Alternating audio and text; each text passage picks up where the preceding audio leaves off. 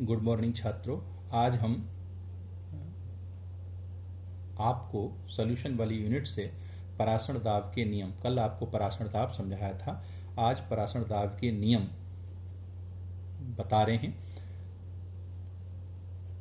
जिस प्रकार से आपने गैसों में बॉयल के नियम, चार्ल्स के नियम पढ़े हैं, उसी प्रकार से वही नियम यहाँ पर तनु विलयनों पर लागू होते हैं। ये कहना वान ठाफ का था। वान ठाफ ने ये देखा कि जो तनु विलयन होते हैं, तनु विलयन में जो विलय के कण हैं उनकी स्थिति बिल्कुल वैसी ही होती है, उन कणों का जो गुण हैं वो वैसे ही होते हैं जिस प्रकार से गैसों के अणु गति करते हैं, गैसों के कणों के गुण होते हैं। इस आधार पर वान ठाफ ने जो गैस के नियम थे वो तनु विलयनों पर भी लगा दिए, तो इसीलिए इनको हम परासरण दाब के नियम कहते हैं। तो तनु विलयनों के लिए वान ठाफ ने गैसीय नियमों का अध्ययन किया और देखा कि गैस के अणु की गति तनु के विलयन के कण के व्यवहार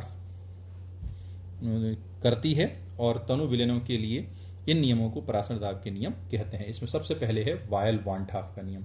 जैसे बॉयल वान ठाफ नियम है बॉयल का ही नियम, लेकिन अगर बॉयल कहेंगे तो गैस के नियम हो जाएगा और वान ठाफ लगा देंगे तो ये नियम बन जाएगा तनु विलयनों के लिए। क्या है? स्थिर ताप पर किसी विलयन का परासरण दाब विलयन की सांद्रता के समानुपाती होता है।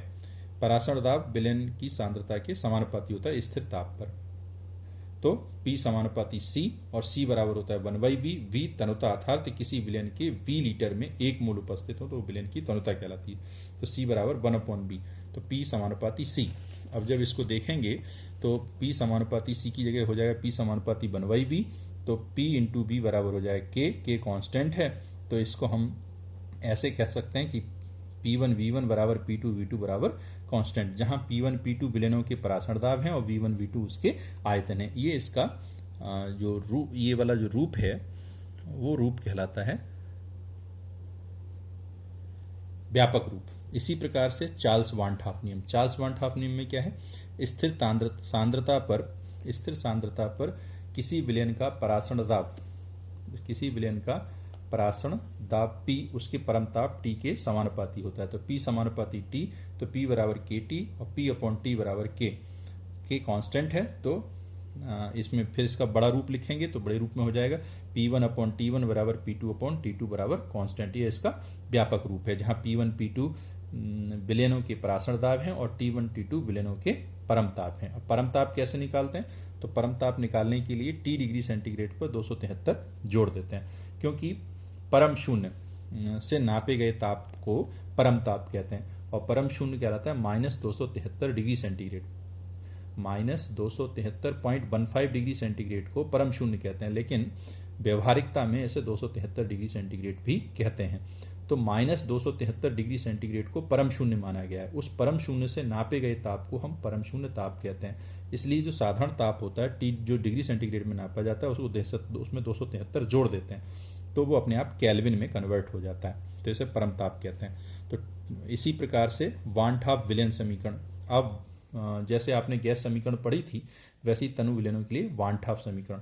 तो वायल और चार्ल्स वान ठाफ नियमों का संयुक्त रूप विलयन समीकरण कहलाता है, अर्थात वह समीकरण जो विलयन की सांद्रता, परमताप, परासरण दाब में संबंध बताता हो विलयन का समीकरण कहलाता है।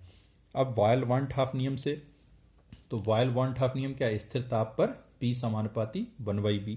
चार्ल्स वान ठाफ नियम क्या है? स्थिर सांद्रता पर P समानुपाती T। अब इसके बाद इन दोनों समीकरणों को कंबाइंड कर देंगे, तो जब कंबाइंड कर देंगे तो ये हो जाएगा P समानुपाती T अपॉन V। तो अब एक कांस्टेंट लेंगे समानुपाती, तो P बराबर ST अपॉन B, तो PV बराबर आ जाएगा ST, जहां S तनु विलयनों के लिए नियतांक है, घोल स्थिरांक या विलयन स्थिरांक कहलाता है, जहां S विलयन स्थिरांक या घोल स्थिरांक कहलाता है और जो S की वैल्यू होती है वो 0.0821 लीटर वायुमंडल केल्विन -1 और मोल -1 या 8.314 जूल केल्विन -1 मोल -1 या 2.0 कैलोरी केल्विन -1 मोल -1, ये किसी भी रूप में हम इसको, लेकिन ज़्यादातर 0.0821 का हम उपयोग करते हैं। यदि विलयन में विलय के मोल n मोल हों, यदि विलयन में विलय के n मोल हो तो ये ऊपर वाली समीकरण PV बराबर NST हो जाती है। जहाँ n बराबर W/m होता है तो PV बराबर हो जाएगा W/m/ST। तो PV बराबर W/m/ST, जहाँ W विलेय का भार है, m विलेय का अणु भार है, P विलयन का परासरण दाब है, V विलयन का आयतन है, S विलयन का स्थिरांक है, T परम ताप है। तो इसी समीकरण को जो PV बराबर NST थी, इसको हम अलग रूप में भी लिख सकते हैं। P बराबर N/VST भी लिखा जा सकता है। तो N/V को हम m या c लिखते हैं। P N/V को हम क्या मोलों की संख्या बटे आयतन लीटर में, तो यह मोलरता भी कहलाती है और मोलरता को कंसंट्रेशन भी कहते हैं। तो इसीलिए ये समीकरण बन जाएगी P बराबर MST। P बराबर MST, M मोलरता है और C आणविक सांद्रण है। बाकी पता ही है, P परासरण दाब है, S घोल स्थिरांक है, T परम ताप है। अब तनु विलयन की सीमाएं होती हैं कुछ। विलेय पदार्थ अवाष्पशील एवं वैद्युत अनपघट्ट होना चाहिए, अर्थात विलेय पदार्थ की आणविक अवस्था समान होनी चाहिए। मतलब विलेय पदार्थ जो है अवाष्पशील होना चाहिए, विलेय पदार्थ अवाष्पशील होना चाहिए, विद्युत अनपघट्ट होना चाहिए, अर्थात वो पानी में घोलने पर आयनों में ना टूटता हो, और उसकी आणविक अवस्था समान होनी चाहिए। आणविक अवस्था समान होने का मतलब यही है कि वो विलायक में जब ना तो आयनित होता हो और ना संगुणित होता हो। इसी प्रकार से वाष्पशील पदार्थों के लिए वान हाफ नियम लागू नहीं होता है। ये चीज़ों को हम ध्यान रखेंगे। इसी प्रकार से एक कहलाता है समपराशरी विलयन। समपराशरी विलयन को बोलते हैं आइसोटोनिक सॉल्यूशन। आइसोटोनिक सॉल्यूशन क्या होते हैं? ऐसे विलयन जिनके परासरण दाब समान होते हैं समपराशरी विलयन कहलाते हैं। विशेषताएं, इनकी विशेषताएं होती हैं समपराशरी विलयन की कि इनकी जो मोलर सांद्रण है M1 बराबर M2 वो समान होती है। इन समपराशरी विलयन की मोलर सांद्रताएं समान होती हैं। कैसे इसको प्रूफ करते हैं? तो माना विलयन 1 का परासरण दाब P1 है और आयतन B1 है तथा मोल N1 है। दूसरा विलयन 2 का परासरण दाब P2 है, आयतन B2 है और मोल N2 है। तो स्थिर ताप पर विलयन 1 का परासरण दाब हो जाएगा P1 बराबर N/B1 बराबर ST, तो बराबर हो जाएगा P1 बराबर M1 ST। इसी प्रकार से स्थिर ताप पर विलयन 2 का परासरण दाब हो जाएगा P2 बराबर N2/V2 बराबर ST, N2/V2 ST बराबर हो जाएगा N2/V2 M2 ST। अब विलयन 1 व 2 समपराशरी विलयन है। विलयन 1 व 2 कैसे हैं? समपराशरी विलयन है। तो समपराशरी विलयनों के लिए क्या हो जाएगा? P1 बराबर P2, तो M1 बराबर M1 S, P1 का मान रख देंगे M1 ST और P2 का मान रख देंगे M2 ST। ST से ST कट जाएगा क्योंकि S कांस्टेंट है, T ताप स्थिर है, तो दोनों कट जाएंगे, तो M1 बराबर M2, अर्थात M1 को N1/B1 बराबर N2/B2। तो इस तरीके के जो समपराशरी विलयन होते हैं उनके परासरण दाब समान होते हैं, अर्थात उनकी मोलर सांद्रताएं समान होती हैं। इसी प्रकार से समदाबी विलयन, ऐसे विलयन जिनके बाष्प दाब समान होते हैं समदाबी विलयन कहलाते हैं। इन विलयनों में बाष्प दाब समान होने के कारण परासरण की क्रिया नहीं होती, इसलिए इन्हें समपराशरी भी कहते हैं। मतलब समपराशरी विलयन जिनमें परासरण की क्रिया ना हो या जिनके परासरण दाब समान हो, और समदाबी जिनके बाष्प दाब समान होंगे।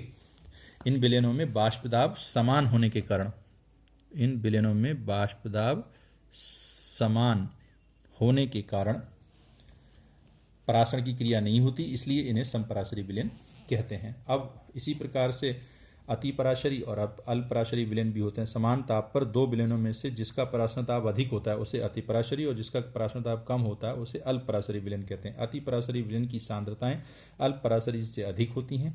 अतिपराशरी विलयन को अर्धपारगम झिल्ली की सहायता से अल्पराशरी विलयन से पृथक करते हैं, जिससे विलायक के कण अल्पराशरी विलयन में अतिपराशरी विलयन की ओर गमन करते हैं। वान हाफ समीकरण का जो उपयोग है, जो ऊपर आपने पढ़ी थी, उसका उपयोग है अवाष्पशील यौगिकों के विलयन का परासरण दाब ज्ञात करने में और अवाष्पशील विलेय पदार्थों का अणुभार ज्ञात करने में। हमने आपको आज की वीडियो में परासरण दाब के नियम, जिसमें वायल वान हाफ नियम, चार्ल्स वान हाफ नियम और तनु विलयनों के लिए वान हाफ समीकरण, समपराशरी विलयन, समदाबी विलयन, अतिपराशरी और अल्पराशरी विलयन और वान हाफ समीकरण के उपयोग इस वीडियो में समझाए हैं। कहीं कोई समस्या हो तो मेरे व्हाट्सएप नंबर पर संपर्क करें। आज की वीडियो में इतना ही।